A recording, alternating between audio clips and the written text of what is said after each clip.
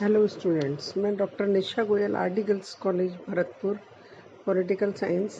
आज हम लोग पढ़ेंगे बीए पार्ट सेकंड के पेपर भारतीय राज्य व्यवस्था के टॉपिक राज्य नीति के निदेशक तत्व के बारे में।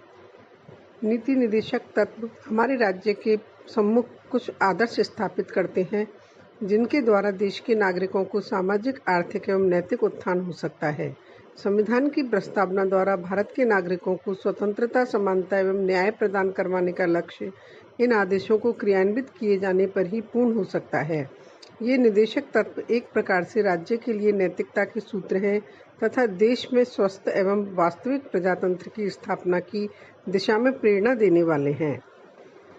नीति निदेशक सिद्धांत वे आदर्श हैं जिनकी क्रियान्विति का प्रयत्न शासन को करना है। नीति निदेशक तत्वों के स्वरूप के संबंध में 3 बातें उल्लेखनीय हैं। नंबर 1, इन तत्वों को न्यायालय द्वारा लागू नहीं किया जा सकता, दूसरे शब्दों में इन्हें वैधानिक शक्ति प्राप्त नहीं है। दूसरा, नीति निदेशक तत्व देश के शासन में मूलभूत स्थान रखते हैं। और तीसरा, कानून बनाते समय इन तत्वों का प्रयोग करना राज्य का कर्तव्य होगा। यहाँ राज्य का तात्पर्य सभी राजनीतिक सत्ताओं से है। केंद्रीय सरकार, संसद, राज्य सरकार, विधानमंडल और भारत सरकार या राज्य सरकार के अधीन सभी न्याय, स्थानीय और अन्य प्राधिकारी इसके अधीन हैं।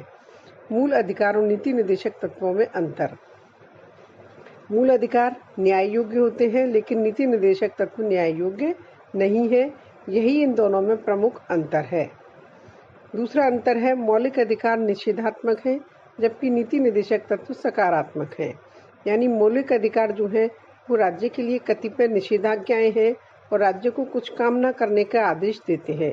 इसके विपरीत निदेशक तत्व नागरिकों के प्रति राज्य के कतिपय सकारात्मक उत्तरदायित्व हैं। तीसरा अंतर है, मौलिक अधिकार नागरिकों के लिए है, नीति निदेशक तत्व राज्य के लिए है। ये तत्व राज्य के कर्तव्य निर्धारित करते हैं। एक अंतर है, मौलिक अधिकार द्वारा राजनीतिक लोकतंत्र की स्थापना की गई है। नीति निदेशक तत्वों का लक्ष्य आर्थिक लोकतंत्र तथा सामाजिक न्याय पर आधारित व्यवस्था की स्थापना करना है। नीति निदेशक तत्व संविधान की धारा 38 से 51 तक में वर्णन किया गया है। इनको हम सुविधा के अनुसार 5 भागों में विभाजित कर सकते हैं। नंबर 1, आर्थिक सुरक्षा संबंधी निदेशक तत्व। भारतीय संविधान के निर्माताओं का उद्देश्य भारत में एक लोक कल्याणकारी राज्य की स्थापना करना था और इस दृष्टि से अधिकांश निदेशक तत्वों द्वारा आर्थिक सुरक्षा और आर्थिक न्याय के संबंध में व्यवस्था की गई है। संविधान में इस प्रकार के तत्व हैं। राज्य प्रत्येक स्त्री और पुरुष को समान रूप से जीविका के साधन प्रदान करने का प्रयत्न करेगा। राज्य देश के भौतिक साधनों के स्वामित्व और नियंत्रण की ऐसी व्यवस्था करेगा जिससे अधिक से अधिक सार्वजनिक हित हो सके। राज्य इस बात का ध्यान रखेगा कि संपत्ति और उत्पादन के साधनों का इस प्रकार केंद्रीयकरण न हो कि सार्वजनिक हित को किसी प्रकार की हानि पहुंचे। राज्य प्रत्येक नागरिक को, चाहे वह स्त्री पुरुष हो, समान कार्य के लिए समान वेतन देगा। राज्य श्रमिक पुरुषों और स्त्रियों के स्वास्थ्य, शक्ति और बालकों की सुकुमार अवस्था का दुरुपयोग नहीं होने देगा। मूल संविधान में कहा गया था कि राज्य बच्चों तथा युवकों की शोषण से तथा भौतिक या नैतिक परित्याग से रक्षा करेगा। राज्य अपने आर्थिक साधनों के अनुसार और विकास की सीमाओं के भीतर यह प्रयास करेगा कि सभी नागरिक अपनी योग्यता के अनुसार रोजगार प्राप्त कर सकें, शिक्षा पा सकें, बेकारी, बुढ़ापा, बीमारी और अंगहीनता आदि दशाओं में सार्वजनिक सहायता प्राप्त कर सकें। राज्य ऐसा प्रयत्न करेगा कि व्यक्तियों को अपनी अनुकूल अवस्थाओं में ही कार्य करना पड़े तथा स्त्रियों को प्रसूता अवस्था में कार्य न करना पड़े। राज्य इस बात का प्रयत्न करेगा कि कृषि और उद्योग में लगे हुए सभी मजदूरों को अपनी जीवन निर्वाह करने के लिए यथोचित वेतन मिल सके, उनका जीवन स्तर ऊपर उठ सके, वे अवकाश के समय का उचित उपयोग कर सकें, उन्हें सार्वजनिक, सामाजिक, सांस्कृतिक उन्नति का अवसर प्राप्त हो सके। राज्य का कर्तव्य होगा कि गांवों में व्यक्तिगत और सहकारी आधार पर कुटीर उद्योगों को प्रोत्साहन दे। वैज्ञानिक आधार पर कृषि का संचालन करना भी राज्य का कर्तव्य होगा। राज्य पशुपालन की अच्छी प्रणालियों का प्रचलन करेगा। गायों, बछड़ों, अन्य दुधारू और वाहक पशुओं की नस्ल सुधारने और उनका वध रोकने का प्रयत्न करेगा। 42वें संविधान द्वारा 2 तत्व और जोड़े गए। पहला, राज्य इस बात का प्रयत्न करेगा कि कानूनी व्यवस्था का संचालन समाज समान अवसर और न्याय की प्राप्ति में सहायक हो और उचित व्यवस्थापन योजना और अन्य किसी प्रकार के समाज के कमजोर वर्गों के लिए निःशुल्क कानूनी सहायता की व्यवस्था हो। और दूसरा, प्रबंध में कर्मचारियों की भागीदारी बनाने के लिए राज्य के द्वारा कदम उठाए जाएंगे। 44वें संवैधानिक संशोधन द्वारा एक तत्व और जोड़ा गया। इसमें कहा गया है कि राज्य न केवल व्यक्तियों की आय और उनके सामाजिक स्तर, सुविधाओं और अवसरों संबंधी भेदभाव को कम करने का प्रयत्न करेगा, वरन विभिन्न क्षेत्रों में रहने वाले और विभिन्न व्यवसायों में लगे हुए व्यक्तियों के समुदायों के बीच विद्यमान आय, सामाजिक स्तर, सुविधाओं और अवसरों संबंधी भेदभाव को भी कम से कम करने का प्रयत्न करेगा। दूसरा नीति निदेशक तत्व है सामाजिक हित संबंधी निदेशक तत्व। इस संबंध में राज्य के अधोलिखित कर्तव्य हैं। राज्य लोगों के जीवन स्तर को सुधारने और स्वास्थ्य सुधारने के लिए प्रयत्न करेगा। इसी उद्देश्य की पूर्ति के लिए औषधि में प्रयोग किए जाने वाले के अतिरिक्त स्वास्थ्य के लिए हानिकारक मादक द्रव्यों तथा अन्य पदार्थों के सेवन पर प्रतिबंध लगाएगा। राज्य जनता के दुर्बलतर अंगों के, विशेषतः अनुसूचित जातियों तथा अनुसूचित जनजातियों की शिक्षा तथा अर्थ संबंधी हितों की विशेष सावधानी से उन्नति करेगा और सामाजिक अन्याय तथा सभी प्रकार के शोषण से उनकी रक्षा करेगा। तीसरा है न्याय, शिक्षा और प्रजातंत्र संबंधी निदेशक तत्व।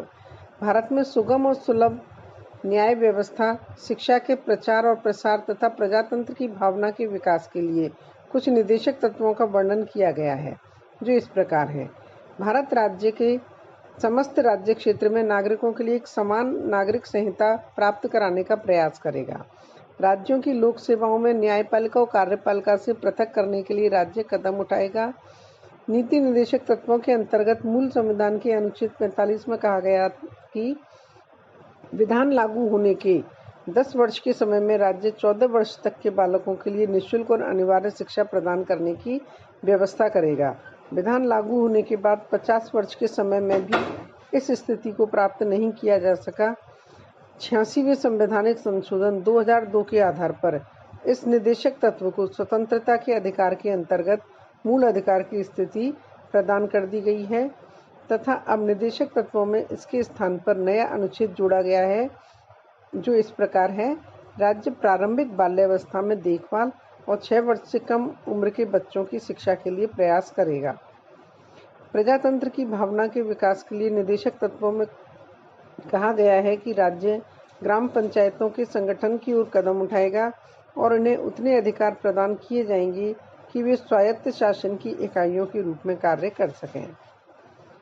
नंबर 4, प्राचीन स्मारकों की रक्षा संबंधी निदेशक तत्व। इन तत्वों द्वारा प्राचीन स्मारकों, कलात्मक महत्व के स्थानों और राष्ट्रीय महत्व के भवनों की रक्षा का कार्य भी राज्य को सौंपा गया है। राज्य का कर्तव्य निश्चित किया गया है कि वे प्रत्येक स्मारक, कलात्मक या ऐतिहासिक रुचि के स्थानों को, जिसे संसद ने राष्ट्रीय महत्व का घोषित किया हो, रक्षा करने का प्रयत्न करेगा। 42वें संवैधानिक संशोधन में कहा गया है कि राज्य देश के पर्यावरण की रक्षा और उसमें सुधार का प्रयास करेगा। राज्य के द्वारा वनों और वन्य जीव की सुरक्षा का प्रयास भी किया जाएगा। 5वां है अंतर्राष्ट्रीय शांति और सुरक्षा संबंधी निदेशक तत्व।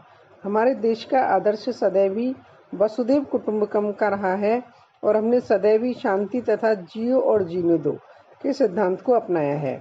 इसी आदर्श को हमारे संविधान के अंतिम निदेशक तत्व में इस प्रकार बताया गया है कि राज्य अंतर्राष्ट्रीय क्षेत्र में निम्नलिखित आदर्शों को लेकर चलने का प्रयत्न करेगा। नंबर 1, अंतर्राष्ट्रीय शांति और सुरक्षा में वृद्धि। 2, राष्ट्रों के बीच न्याय और सम्मानपूर्ण संबंध स्थापित रखना। 3, राष्ट्रों में आपसी व्यवहार में अंतर्राष्ट्रीय कानून और संधियों के प्रति आदर का भाव बढ़ाना। 4, अंतर्राष्ट्रीय झगड़ों को मध्यस्थता द्वारा सुलझाने के लिए प्रोत्साहित करना।